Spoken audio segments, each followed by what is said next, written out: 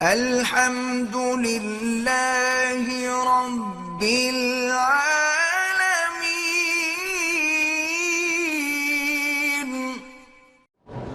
اب اس دوسری حدیث مبارک میں نواس ابن سمعان الکلبی کہتے ہیں کہ ایک دن حضور پاک صلی اللہ علیہ وسلم نے دجال کے بارے میں ذکر کیا، اونچا نے اوپر نیچے ہر چیز اس کے بارے میں بیان کی، اور بیان میں اتنی تاثیر تھی ہم نے سمجھا کہ شاید یہ جو باغ ہے نا کھجوروں کا ابھی اسی میں دجال کھڑا ہے۔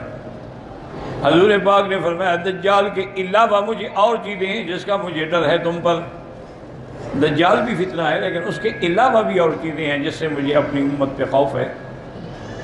فَإِن يَخْرُجْ وَأَنَا فِيكُمْ، اگر دجال نکلا اور میں موجود ہوا، میری زندگی میں آیا، پھر تو میں ہی اس کا مقابلہ کروں گا، میں ہی کافی ہوں۔ لیکن اگر وہ نکلا اور میں موجود نہ ہوا، یعنی میری موت کے بعد، وفات کے بعد آیا، تو پھر ہر بندہ جو ہے وہ اپنی طرف سے اس کا دفاع کرے گا۔ اللہ تبارک و تعالیٰ میرے خلیفہ ہیں، ہر مسلمان پر نگہبان ہیں، نگران ہیں، اللہ مدد فرمائیں گے۔ آپ نے فرمایا کہ میں تمہیں اس کی نشانیاں بتا دیتا ہوں کہ وہ ایک نوجوان ہوگا، اس کے بال جو ہیں نا وہ گھنگرالے ہوں گے، اور ایک آنکھ اس کی ایسے باہر نکلی ہوگی جیسے چھوٹا سیب کا دانہ ہوتا ہے، اور شام اور عراق کے درمیان سے وہ نکلے گا۔ اس کے بعد پھر وہ یمین شمال ساری دنیا میں جائے گا، کیونکہ دجال جو ہے وہ پوری دنیا میں جائے گا۔ اس کو جیسے کہ ابلیس لعین کو اللہ نے استدراجی قوت عطا فرمائی ہے کہ وہ جہاں چاہے جا سکتا ہے، اسی طرح دجال کو بھی ایک استدراجی قوت ہوگی کہ وہ بھی جہاں جائے جا سکتا ہے، تو ساری دنیا کو نعوذ باللہ وہ پھیرے گا۔ اور ایک قوت اس کے بعد یہ بھی ہوگی کہ وہ زمین کو اگر آرڈر کرے گا، حکم کرے گا کہ اخرجی کنوزا، کہ اپنے خزانے باہر نکالو، تو زمین کے اندر جو بھی دفن ہے، موتا ہے یا سونا چاندی ہے، سب باہر پڑا ہوگا۔ اور دریاؤں کو جو خشک ہو چکے ہیں حکم کرے گا چلو، تو وہ چل پڑیں گے، یعنی اس کے پاس یہ قوت ہوگی استدراجی۔ اسی کو دیکھ کے لوگ جو ہے وہ گمراہ ہوں گے اور زیادہ سے زیادہ برباد ہوں گے، اور اصل اس کا جو ہے وہ یہود سے ہوگا۔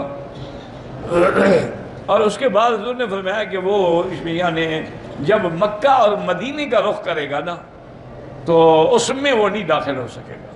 لا يدخلها الطاعون ولا الدجال، حضور نے فرمایا نہ تو طاعون کی بیماری داخل ہوگی اور نہ ہی دجال آئے گا۔ علی انقابها الملائکہ، مکے اور مدینے کی سرحد پر، اس کے حرم کی حدود پر اللہ کے فرشتے پہرا دے کے کھڑے ہوں گے، اگر وہ آنے کی کوشش کرے گا تو اس کو بھگا دیں گے۔ تو اس لیے مکہ اور مدینہ منورہ میں دجال داخل نہیں ہوگا۔ اور اس کے بعد حضور نے فرمایا کہ وہ جب رہے گا تو تم لوگ اپنے عقیدے پہ، اپنے ایمان پہ پکے رہنا۔ قلنا یا رسول اللہ وَلَبْسُهُ فِي الْأَرْضِ، ہم نے پوچھا کہ حضور وہ کتنا عرصہ رہے گا؟ قال 40 یوماً، 40 دن، لیکن وہ دنوں کا فرق ہوگا، یومن کا سنۃ، وہ ایک دن سال کے برابر ہوگا، اور یومن کا شہر، دوسرا دن جو ہے وہ مہینے کے برابر ہوگا، وہ یومن کا جمعہ، اور تیسرا دن جو ہے وہ ایک ہفتے کے برابر ہوگا، وسائر ایام ہی کا ایام، باقی ہے وہ ایسے دن ہوں گے جیسے تمہارے ہیں۔ قلنا یا رسول اللہ فذاک الیوم الذی ہوا کسنۃ یکفینا فیہ صلاۃ یوم ولیلۃ، قال لا اقدر له قدرا۔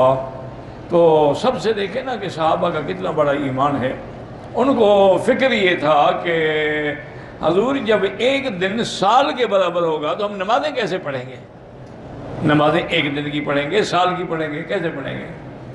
تو حضور پاک نے فرمایا کہ نہیں، نمازیں تم اپنے اندازے کے مطابق ٹائم سیٹ کرو گے تو اس کا تک اندازہ کر لو گے کہ اتنے گھنٹے دن ہے، اتنے گھنٹے رات ہے، تو یہ دن کی نمازیں ہیں اور یہ رات کی نمازیں ہیں۔ وہ نمازیں آپ کو 5 ہی پڑھنی ہوں گی اور اپنے اندازے سے پڑھنی ہوں گی۔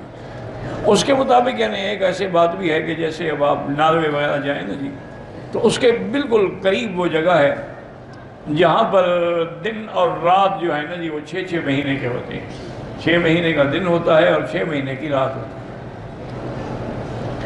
تو وہ لوگ جو ہیں وہ بھی پھر اندازہ کر کے جو مسلمان ہیں نمازیں پڑھتے ہیں، ان کو اندازہ کرنا پڑتا ہے، یا ان کو یہ کرتے ہیں کیونکہ قاعدہ یہ ہوتا ہے کہ اقرب المطالع، کہ بھی اس کے قریب کون سا ملک ہے جس کے اوقات کو دیکھ کے آدمی تقدیر اندازہ کرے گا۔ تو آپ نے فرمایا تم بھی اندازہ کر کے نمازیں پڑھو گے۔ نماز تو ایسی عبادت ہے کہ وہ کسی حال میں بھی نہیں چھوڑی جا سکتی۔ اور اس کے بعد آپ صحابہ نے پوچھا وَاسْرَعُهُ فِي الْأَرْضِ، قال کالغیث استدبرت الريح، صحابہ نے پوچھا حضرت وہ کتنی یعنی تیز سفر کرے گا؟ آپ نے فرمایا یوں سمجھ لو کہ جیسے بادلوں کے پیچھے ہوا لگی ہوتی ہے نا، بادل بھاگ رہے ہوتے ہیں، ایسے وہ چلے. قال یمر بالحی ویدعوہم ویسیبونہ، وہ کسی قبیلے پہ گزرے گا تو ان کو بلائے گا کہ تم مجھ پر ایمان لے آؤ. وہ اس پر ایمان لائیں گے تو وہ کہے گا اچھا آسمانوں سے بارش برسو تو بارش شروع ہو جائے گی. والارض فتنبت، زمین سے کھیتیاں نکل پڑیں گی، برکات ظاہر ہو جائیں گے. وَطَلُوهُ عَلَيْهِمْ صَالِحًا مِثْلَ مَا كَانَ ذَرِيعًا وَأَمَدَّهُ خَوَاصِرًا وَأَصْبَغَهُ ذُرُوًا.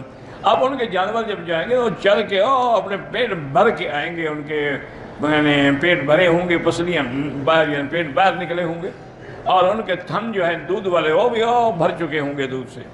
وَيَمُرُّ بِالْحَيِّ فَيَدْعُوهُمْ وَيُرَدُّونَ عَلَيْهِ قَوْلَهُ، اور دوسرے قبیلے پہ گزرے گا، ان کو دعوت دے گا لیکن وہ اس کی بات نہیں مانیں گے.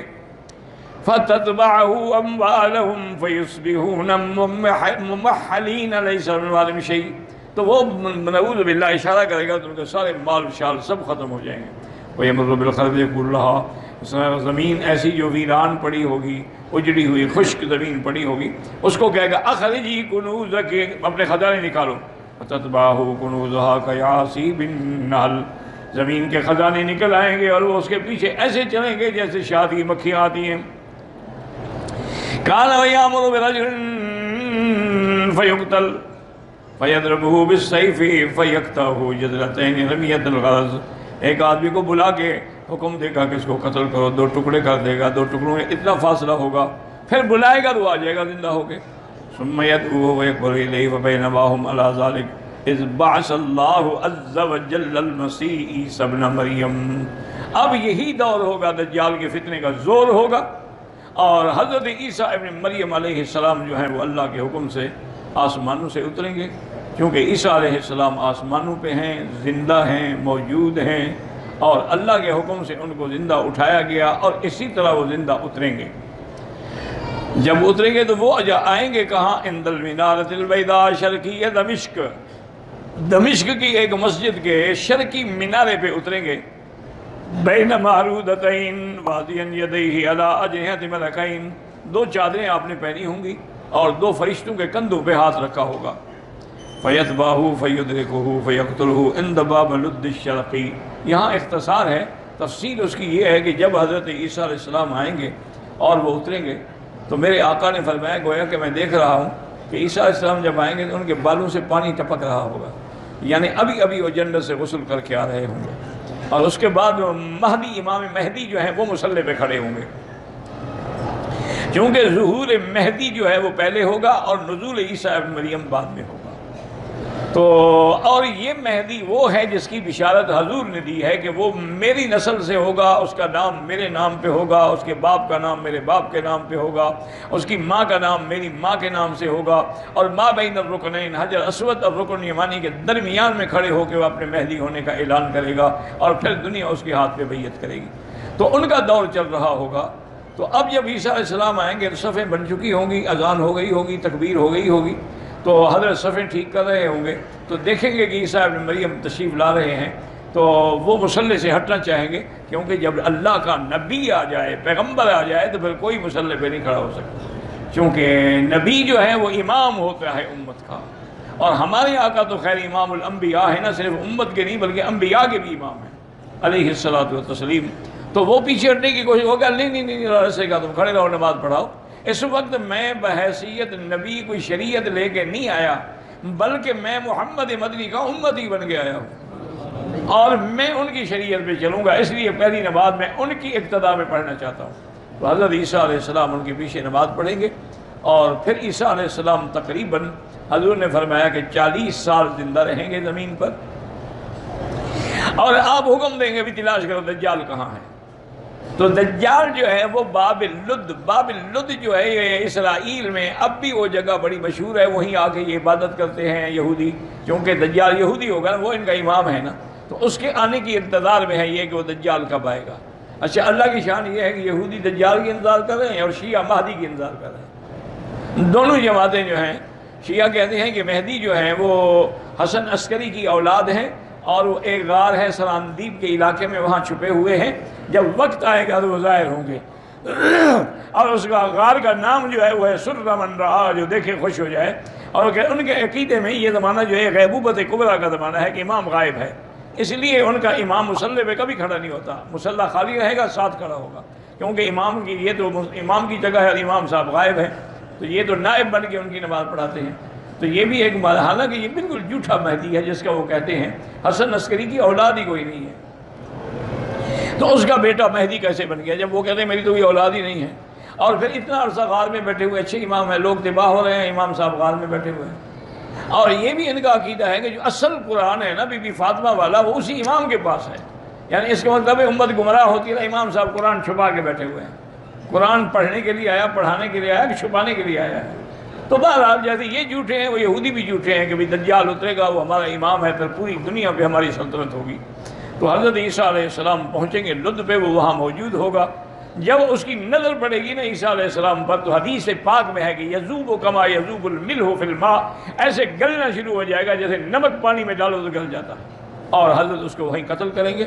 فیکسر الصلیبہ، اور عیسائیوں کی جو صلیب ہے اس کو توڑیں گے، مانا اس کی طاقت کو ختم کر دیں گے، ورنہ ایک صلیب توڑنے سے کیا فرق پڑتا ہے، وہ تو ان کے ہر کے آدمی کے گلے میں صلیب ہے، مانا یہ ہے کہ ان کی طاقت ختم ہو جائے گی۔ حضور نے فرمایا کہ یملأ العدل عدلا و قسطا، کہ زمین پر عدل و انصاف کا دورہ ہو جائے گا، اور اتنی دولت ہوگی، اتنی آمدنی ہوگی کہ زکوٰۃ لینے والا غریب کوئی نہیں ہوگا۔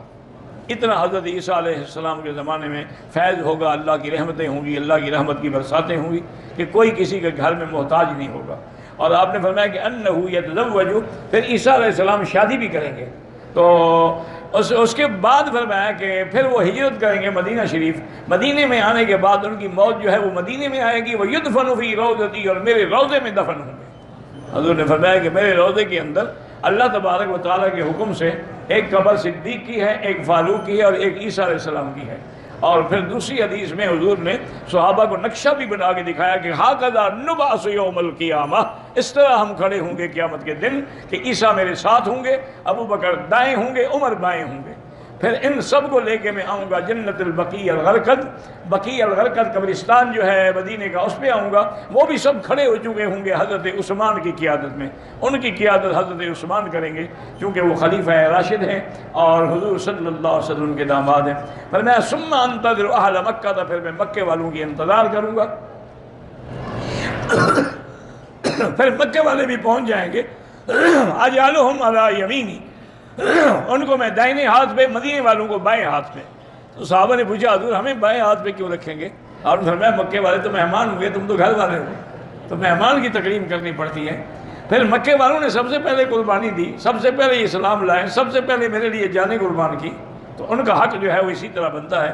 اور میں ثم اسوقہم الی المحشر، پھر ان سب امت کو لے کے میں شام کی طرف چلوں گا، اور شام میں ہی میدان قیامت قائم ہوگا، وہاں حضور صلی اللہ علیہ وسلم تشریف لائیں گے۔